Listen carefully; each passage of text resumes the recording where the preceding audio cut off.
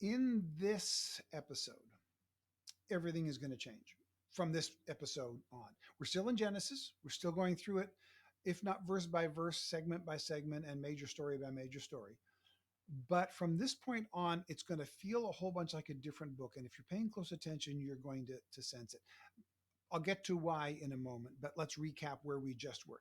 We have just come off of the story of God stopping the Babylonian plan to try to unite the entire world under a common language, even though they spoke different languages by that time, as we established already.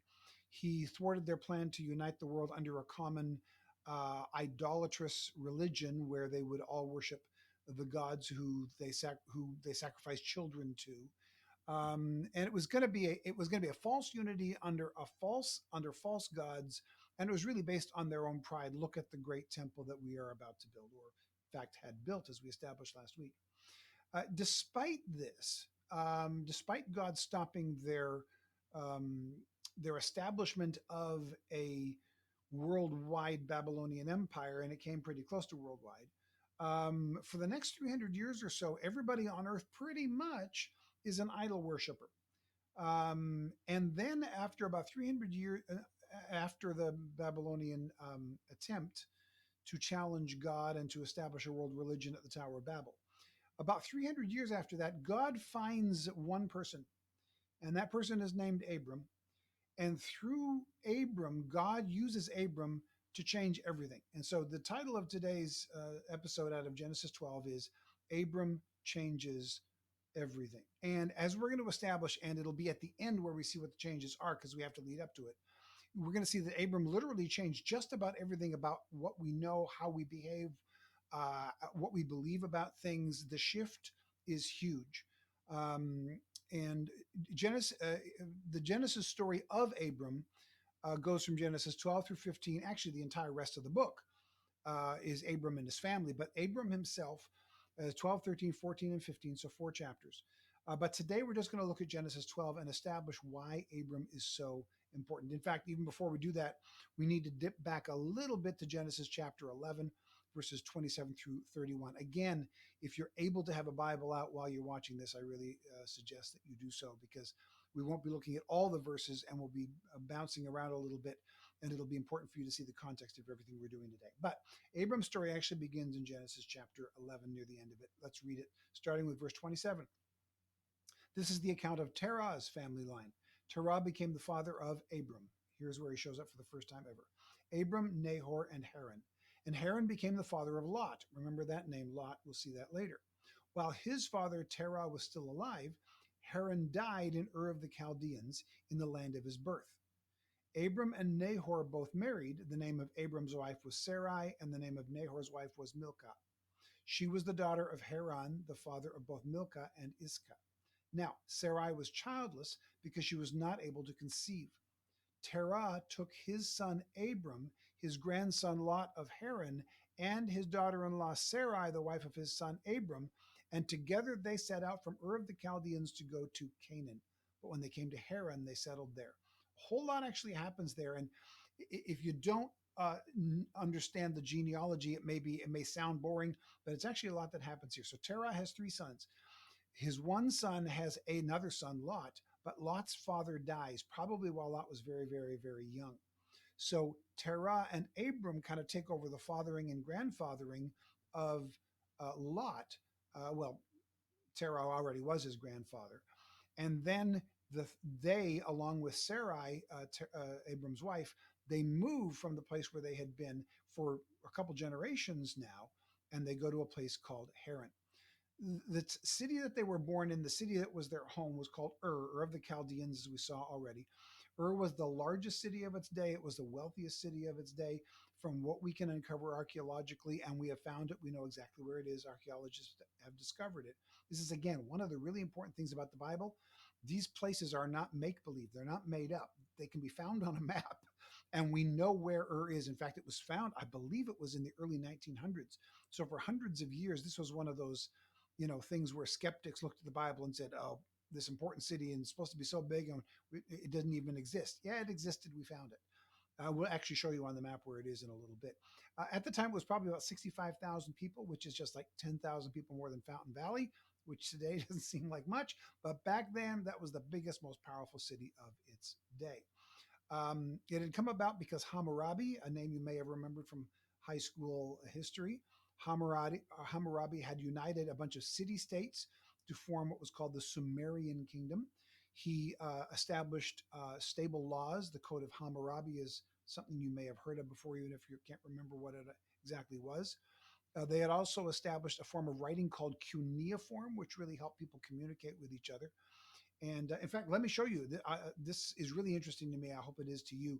Um, this is what cuneiform writing looked like, and it was developed and used by the Sumerians about 3,500 to 3,000 BC, which is about the time that Abram and his family lived in Ur. And you can see it there. It's cuneiform actually comes from the little cuts that are there. You see how they're all kind of those cuts. That way, they all have a similar kind of cut to it. That's what where it actually means. It's actually the word for wedge. You see, almost all of the forms are in some kind of a wedge form. So that would have been a clay tablet that they would have pushed a wedge into. You can see each of the words or segments of the language is divided in a little box. So that's how they would have communicated with each other. Not very complicated. Each of those things stood for usually for an entire word, if not a major sound in the word. And you couldn't really communicate thoughts or ideas with it. You could only communicate, go fishing today. I bought this many items at the store, that kind of a thing. Basic communication was done with cuneiform, but it was one of the earliest forms of human communication writing. So it was called cuneiform writing. This is actually an interesting breakdown of what some of the cuneiform on the previous tablet actually means, so you can see how it's formed. So you've got garsage, heaven, earth, assembly, heavenly Lord, and how you would take that and get something out of it is challenging, as you can imagine. But that's really how the form of writing happened in the place where they were. But it was the most advanced form of writing of its day in the most advanced city of its day. So I said earlier we'd show you where it is. So here's what we're talking about. And let me get out my little pointer here if I can. Here is Ur. Here is where they were born. And they left and they went up to Haran right here. So they left Ur, they went to Haran, and when they got landed in Haran, Terah died. So this is where they are. Over here is Canaan, the land they are eventually going to go to, which will be coming up. You'll see about in a little moment. And over here is Egypt, where, as the story of Abram progresses, you'll see he spends a little bit of time there as well. Ur here today is very, very close, as you can see, not far from Babylon, and which is modern day Baghdad. So I believe this is maybe close to the border of Iran and Iraq. This is the Persian Gulf over here. So this gives you kind of a context of where they were actually from. So now we get to Genesis 12, verse 1. Actually, before we, let's do that. Here we go. Genesis 12:1. The Lord had said to Abram, go from your country, your people, and your father's household to the land that I will show you. Now, we want to pause for a second there, because in the previous story, part of the story we read in Genesis 11, it says Terah went and took his son Abram and took his grandson Lot and took Abram's wife Sarai. And now it says what the Lord said to Abram. Why did it say that Terah led it before? And simply the difference is God spoke to Abram, you need to go. But it was because Terah was still alive. He was the patriarch of the family. He was the one in charge. So Abram would have heard from God, said, hey, I've heard from God. He wants us to go to this place. And Terah would have had to agree and take the family. So we know it was because of God speaking to Abram, even though chapter 11 says it was Terah's party that went, simply because he was the oldest, he was the patriarch. So he was the one in charge of the trip when they went. But it happened because God spoke to Abram, not because God spoke to Terah. Now, we have a further confirmation of that out of the book of Acts. So thousands of years later in the New Testament, when Stephen is actually retelling the story of the Jewish people, he says this in Acts 7, beginning with verse 2. The glory of God appeared to our father Abraham while he was still in Mesopotamia. That's Ur, that's the Chaldees, it's just another name for it. Before he lived in Haran, which is this place they paused in the story that we're looking at now.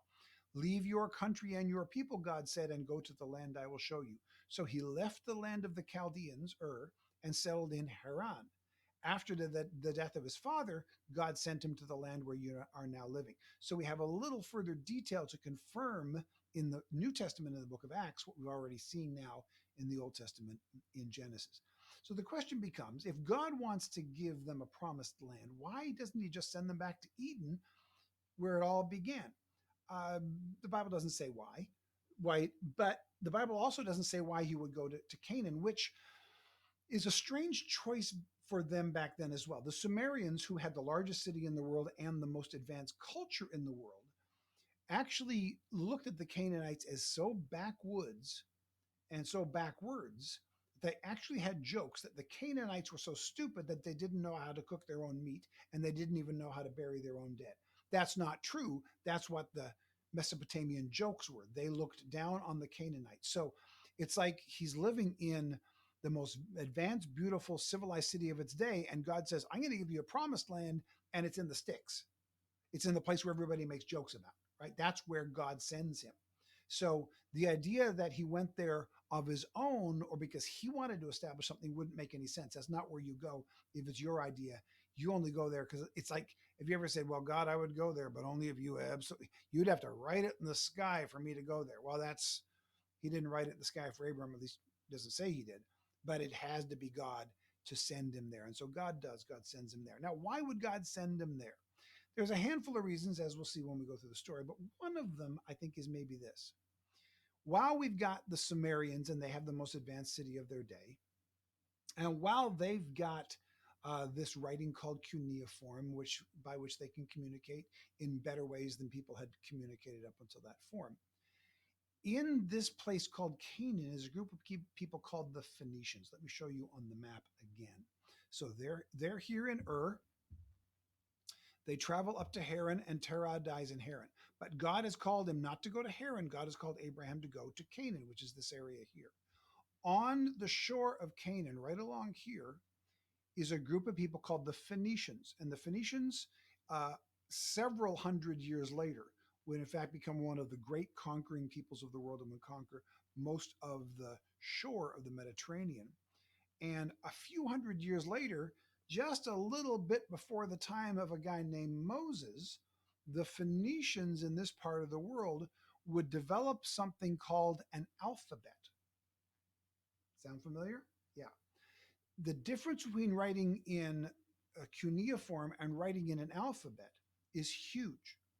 Cuneiform takes an object, a fish, and it gives you a thing. This means a fish, then if you've got 1,000 different types of fish, you have to come up with 1,000 different symbols in cuneiform for that, and it's impossible to learn. So it limits how you can communicate. And how do you communicate ideas and feelings and thoughts and philosophies? You really can't. It's limited. The alphabet does something different.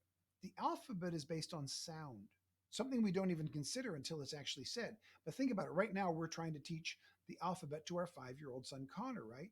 And how do we teach it? We go, the letter C. C sounds like what? K, k, k. Then the letter O. The letter O in your name sounds like what? Ah, ah, ah. The letter N sounds like n, n, n. When we learn the letters, we learn the sounds associated with the letters. The alphabet matches the sounds that come out of our mouths, which means, and we only have a limited number of sounds that we make with our mouths when we're speaking to each other. So you only need a limited number of letters to stand in for those sounds. And then anytime we make up a new word, we've got the tools already existing. We don't need to learn new letters. Those letters will accomplish anything with any word ever. So now with 26 letters in our alphabet, we can communicate the depths of emotion, the depths of philosophy, all kinds of new ideas. We can create new words, and we don't have to create any single new letter. Whereas anytime they had a new idea in cuneiform, they needed a new symbol, and it was impossible. It limited what you were doing. So the alphabet changed everything. Now, as Abram is heading there, this is not being developed. It's still a backwards place. But hundreds of years later, actually over 1,000 years later, about 1,500, maybe 2,000 years later almost, by the time Moses comes along, you now have the Phoenicians who have developed an alphabet. And then when Moses sits down to write the book we're currently reading, Genesis, he doesn't have to write it in cuneiform and try to figure out all these symbols. He's got an alphabetic writing system that allows him to communicate things like laws and ideas and complex emotions. There's a re- there's a reason why God sent him there. Why did he send him there? Because he was sending Abraham to the place where the alphabet would develop first, so that the books of Moses would be among the very first books written in alphabetic language that could convey these important ideas like laws and emotions that God wanted to convey. God knew exactly where he was sending Moses, where he was sending Abram, and sent him there long enough in advance that they could be established there and they could be educated there, and his word could come from there. So all of that is in God's plan, even and long, long way ahead of time, and before Abram, of course, had any concept that this would happen. So, in fact, the Bible even says Abram had no idea where he was going. Genesis 12:1 says, "Go to the land I will show you." Like, you start walking and I'll tell you when you're there. That's pretty much what God said. In fact, that's confirmed also later on in Hebrews chapter 11, verse 8 in the New Testament. It says this, Hebrews 11:8. By faith, Abram. Oh, actually, let me back up a second before we get to that. I forgot I put this in here. This is cool. This is actually a tablet that shows you some of the Phoenician alphabetic writing over here. And you can, it's hard to see, it's small, but you can see by looking at it, it's much more complex and much more detailed than the previous stuff that we saw um, from the Sumerians. In fact, if I believe if I've got it here, oh, there we go. Here's how the alphabet of the Phoenicians, that again, not during the time of Abraham, but a couple thousand years later, by the time Moses shows up. Well, in fact, you can see it there during around 1400 to 1250 BC, and Abram's living in 3000 or so BC. So it's a long time, right? You can see this is part of the alphabet that the Phoenicians had in Canaan, where God is sending Abram, that would develop later. And you can see, so the word, this word that first meant door became Daleth or D. You can kind of see where it might have come from there. Uh, the B for, oh, here's one, Aleph right there, right? What does that look like? A sideways A, right? Right? So originally it was an ox. So you can see how that might look like an ox with the horns. It became the word Aleph, and then it became the letter A. H, a fence became Heth, became the letter H, right? That an unknown thing, we didn't know what it meant, became Teth, which looks like a T. Yeah, there you got the T, right? This looks like a backwards K, right? It was the palm of the hand originally, became Kaf, became the K, the L, the M. You can see the M there, right? The N, right? Pretty cool, right? Another one that became T, right? You can see so much of this that looks very familiar to us today. It eventually developed into our letters, and it began in this place much, much, much later, but in the place where God is sending Abraham, because God knew he had to communicate to us. He was going to need the proper tools to do so. God knew it was coming, and so he sent them there in plenty of time. And then, oh yeah, I forgot I did this as well. Now, here's a good comparison so you can see them side by side. The Sumerian cuneiform that was happening during the time of Abram, and they really didn't develop much beyond that, because once you've got it, why develop something new? This backwards place that God sent Abram eventually created this, which is, as you can see, again, much more complicated.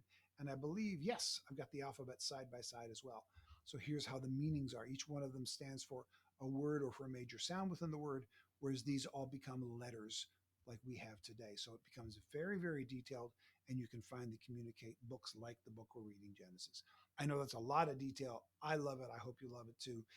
But I think it gives you an insight into the planning of God, the foresight of God. God knew what was coming. And I think it also helps us as Christians to understand God may call us to places, he may call us to do things, he may bring things into our lives. The time, like, God, why are you sending me to Canaan? I'm living in this, the most advanced, beautiful, comfortable city in the world, and you're sending me to this place where the joke is they don't even know how to cook their food. They do, but that was the joke, right? It's backwoods. Why would you send me there? Because a couple thousand years later, I've got a job for your descendants to do, and they've got to communicate this to the rest of the world for the rest of time. And the tool that's going to be coming out of it is going to come there first, and I want you to be first in the gate, right? So God does that in our lives still today. We may not see it, it may not happen that fast. Abram never saw it in his lifetime, but we can look back now and see God's plan, and it's an amazing thing when we behold it. So now we're going to move ahead. That's only Genesis 12:1. I know we'll cover more verses by the time we're done today. And we're going to start seeing the parts of a new covenant, what's called the Abrahamic covenant. It'll be the last covenant that we read in Genesis, although there will be several other covenants still to come. The Moses covenant, the priestly covenant, the David covenant, and finally the new covenant with Jesus are still to come. But so far, we've seen Adam's covenant and Noah's covenant. This now is the beginning of the Abraham covenant. Okay. Genesis 12, verse 2 goes this way. Genesis 12:2. I will make you into a great nation and I will bless you. I will make your name great and you will be a blessing. I think that's really important to begin. Even in the first verse of the covenant, I will bless you to be a blessing. That still carries with us today as Christians, right? Genesis 12:3. I will bless those who bless you, and whoever curses you, I will curse. And all people on earth will be blessed through you. Again, I'm going to bless you so you can bless everybody. Verse 4 of Genesis 12. So Abram went as the Lord had told him, and Lot went with him. Abram was 75 years old when he set out from Haran. That's mentioned because in that day that was old. Like it, I mean, God's given me a new task at 75. Like even today, we go, really? We're pretty much done. No, we're not. Um, Verse 5, he took his wife Sarai, his nephew Lot, all the possessions they had accumulated, and the people they had acquired in Haran, and they set out for the land of Canaan, and they arrived there. Finally, he gets to what we now know from this point on as the promised land and eventually the nation of Israel. So this guy Abram shows up in this backwoods place called Canaan, and everything starts to change at this point. It wouldn't be evident for a long time, but from this point on, everything changed. First of all, God has now spoken to someone for the first time in 420 years. It's been 300 years since Babel, and God didn't talk to anybody at Babel. He talked to himself and he said, let's go down and confuse their language. He didn't talk to anybody on the ground. And the last time God has been on record speaking to a human being was Noah, which by this time is over 420 years ago. So it's been a long time since God has spoken. At this point, even the way the Bible tells its story shifts. Up until now, the stories have been random and there's been a long period of time between them, pretty much. You got the Adam and Eve, Cain and Abel thing, hundreds of years and then Noah, hundreds of years and then Babel, hundreds of years and now Abram. So it's just little bits and pieces. And then we land on Abram, and the story really slows down. And we spend the entire rest of the Bible talking about Abram and his family, his descendants, until in the New Testament, his spiritual descendants. But the rest of the story always comes back to Abram. So why Abram? Why? What's so special about Abram? Well, actually, this is one of the things that tells us that in Hebrews 11:8 says, by faith, Abram, when called to go to a place he would later receive as his inheritance, obeyed and went, even though he did not know where he was going. Again, he had no idea where he was going, but he went.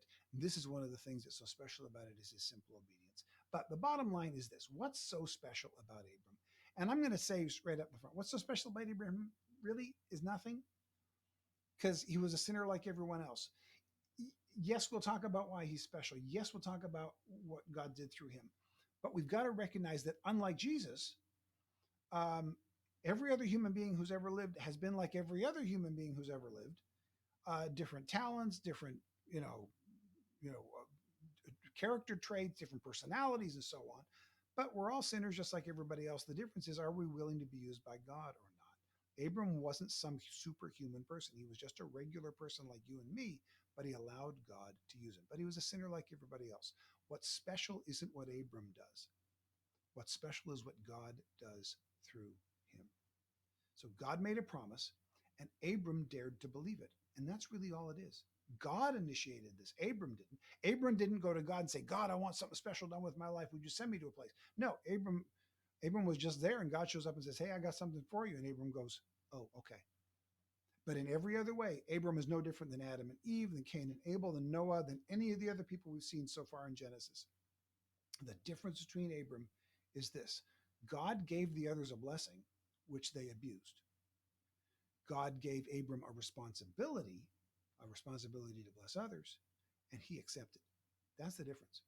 God blessed Adam and Eve by giving them Eden, and they disobeyed. He blessed Cain and Abel by giving them all kinds of food and great things, and Cain disobeyed. God blessed Noah by saving him and his family alone, and Noah disobeyed. God blessed the people even at Babel by not destroying them, but by simply separating them, and they abused that blessing. God comes along and doesn't say, I'm going to give you a blessing only. The blessing is part of the covenant. But he says, basically, I'm going to give you a blessing attached to a responsibility. Will you do this? If you do this, then I'll bless you.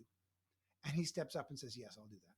He accepts the responsibility, right? There's nothing like getting a job to shift your perspective and grow you up a bit. And that's really what's happening here.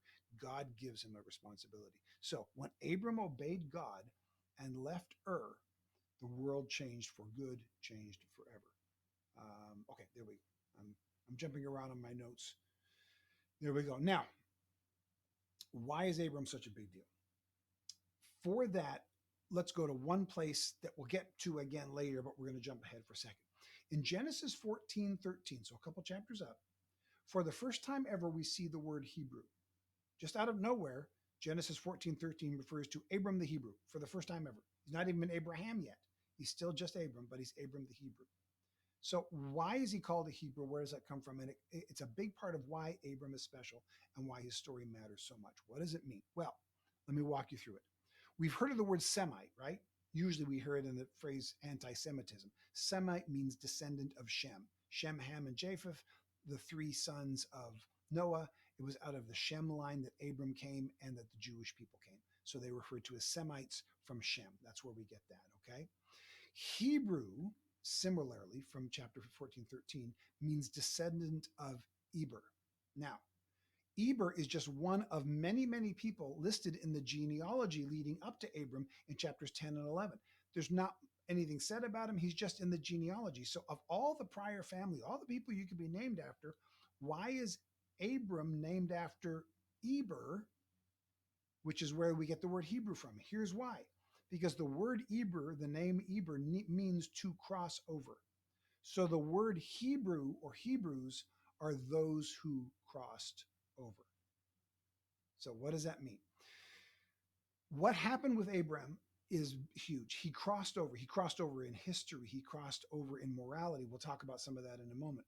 But immediately, he crossed over on the map. Up until Abram, unless a disaster happened like the flood or like the Tower of Babel, unless a disaster happened and simply made the place that they were in unlivable, people really didn't move for generation after generation after generation.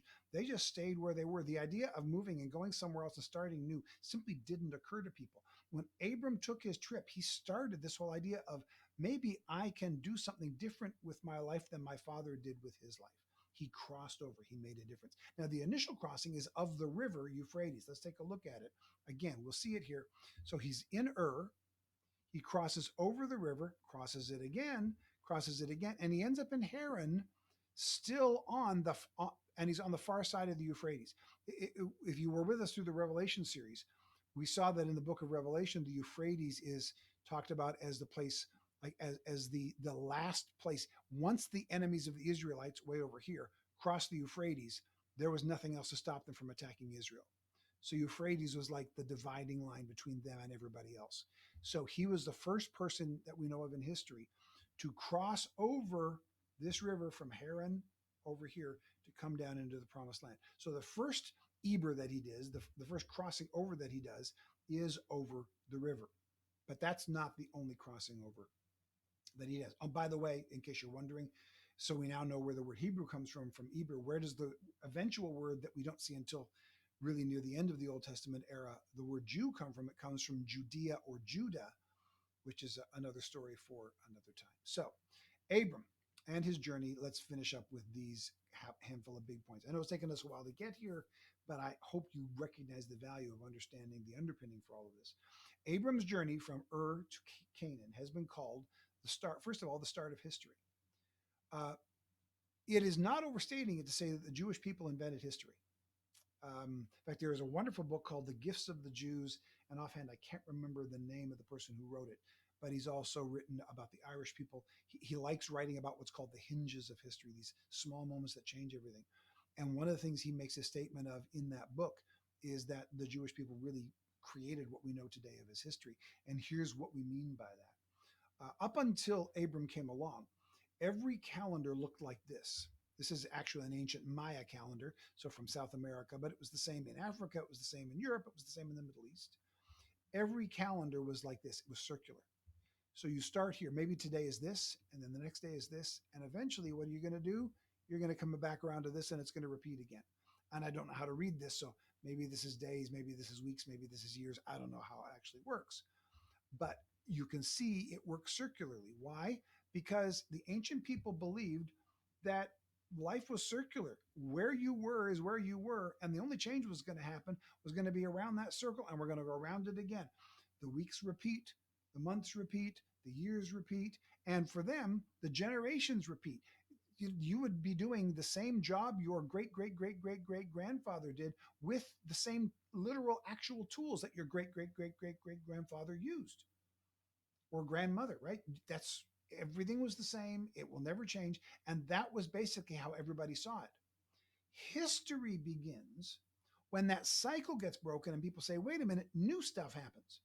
And we need to write down what happens as it happens because it's not just the same thing repeating. And so now our calendar isn't a circle, right? Every year you got a new calendar that pops up. 2020 is different than 2019 in a lot of ways. And hopefully 2021 will be very different than 2020, right? But years change, decades change. There are different eras, different generations. We look back and we think about the 1950s as a very different time than the 2020s, right? Because we see the progress of time. The idea of time progressing from one place to another place really began with the Jewish people, and it began with Abram saying, I'm going to do something different than my father did. Up until then, history was cyclical, and the idea of history was lost really to people. Then it was also the beginning of humanity, or what might also be called individuality. The Abram story begins the oldest continuous human story in existence. Nobody on earth can trace their history back further than the Jewish people can trace their history back to Abram. Nobody can. We all go back to Adam and Eve, but nobody has an actual record that goes further back than the Jews have all the way to Abram, and at the time of Abram and by the time of Moses, all the way back to Adam and Eve themselves. But that idea of even keeping that record began with Abram. He developed this idea of family and of individuality. The Bible is the first book in history where people and their choices matter. Unlike Greek mythology or Roman mythology or Sumerian mythology, in those mythologies, the main human characters were just simply pawns in the hands of the gods. For instance, I believe it was the Epic of Gilgamesh, which people often compare to the flood because there's a flood, worldwide flood in the Epic of Gilgamesh, which is actually older than the flood story or was written before the flood story of Genesis. But in that one, it was written because Gilgamesh, the god, the no, Gilgamesh was the human. It was written. The flood story was written because noisy humans were keeping the gods awake, so they flooded the earth so they could get a night's sleep. In all the other stories up until the Bible was written, all the other stories before that were about the gods and these pesky humans that they had to put up with. For the first time in history, when the Bible comes along, when Genesis comes along, God interacts with human beings, and human beings have a choice whether or not to obey God and live with the consequences of it. So, human choice and humanity and individuality begins in the Bible. We didn't have that idea before that. The idea of morality begins with Abraham. Up until Abraham, there were multiple gods. Everybody on earth basically was an idol worshiper, except for Noah and Cain and Abel, Adam and Eve. They ran off and they worshiped multiple gods all over the place. But this idea of morality comes along because up until Abram, every story in human history not only was cyclical, and not only was it about the gods and the humans were pawns in it, but all other ancient stories were about power. The gods were more powerful than the humans, so the gods did what they want and the humans had to live with it. It was all about power. We now have a choice. Under the Abram story, as we read in Genesis, he has a choice. And as we get closer to it until, eventually in Exodus, the Ten Commandments, God gives us a command and we have the ability to be moral people. And morality actually begins here. Monotheism begins here. The idea that there's only one God. Up until now, virtually everybody's been worshiping multiple gods. And what's the big deal? Well, first of all, there is a God who exists, so that matters. Truth matters. But secondly, if you've got multiple gods, each of those gods are going to be fighting with the other, and they're going to have different sets of rules. And so that literally was what happened. They would go from one town where they worshiped one set of gods to a different town where they worshiped a different set of gods, and there would be different rules even of morality. In one town, it wouldn't be immoral to kill somebody under certain circumstances. You go to another town, and it is not right to kill people under a different set of circumstances. And not because it was more moral or less moral, but because this God said it's okay and that God says it's not. It's just completely arbitrary. But when there's one God, there's one set of rules, and there's one reason for those rules. Again, as we see in Exodus, in the Ten Commandments, which probably we'll get to as soon as we're done with this book of Genesis. And then it's also the beginning of law. Yes, the Code of Hammurabi was before this, but Hammurabi's first code was actually lost. We couldn't find it. So the Code of Hammurabi that we know anything about today was actually rewritten later. But the Ten Commandments have been in use ever since they were handed down. Ever since they were handed down, they've been in use. Certainly at first by just the Jewish people, but now virtually every civilization on earth can trace their moral laws and even their civil laws back to the Ten Commandments. It's the structure on which all civilization is built. So all of that stuff is where we get from Abram. I know that's a lot of complicated stuff. You may have to go and watch through some of this again. You may want to go and watch through some of this again because there's some cool stuff here. Next week, we're going to go through Genesis 13 and 14. We'll kick two whole chapters next week. And we're going to take a look at Abram and Lot, who we've seen already. And we're going to see where they lived, a lot, especially in the towns of Sodom and Gomorrah. So, yes, next episode, Genesis 13 and 14, we get into Sodom and Gomorrah. And specifically, we're going to ask the question, what were Sodom's sins? Because it may not be what you've been taught. So that's next week. If that doesn't make you want to come back, I don't know what will. See you next week for Sodom and Gomorrah, Genesis 13 and 14. See you then.